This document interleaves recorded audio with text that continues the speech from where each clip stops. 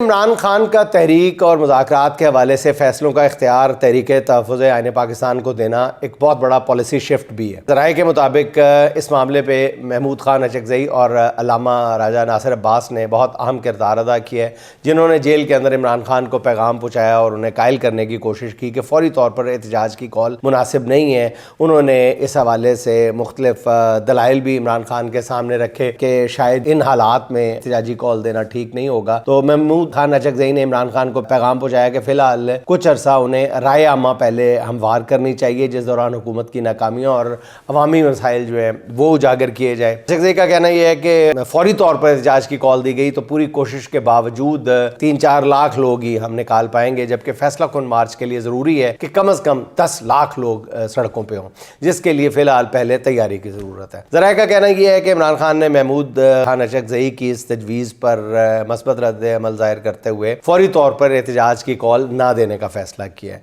अचकज़ई की तजवीज़ के मुताबिक नाज़रीन, नवंबर के महीने में मुल्क गिर जलसे किए जाएंगे। पहले मरहले में पहला जलसा 14 नवंबर को हैदराबाद में होगा। उससे पहले गालिबन 12 नवंबर को पेशावर में KP के तमाम सियासी कायदीन हुकूमती जरगे में शिरकत करेंगे।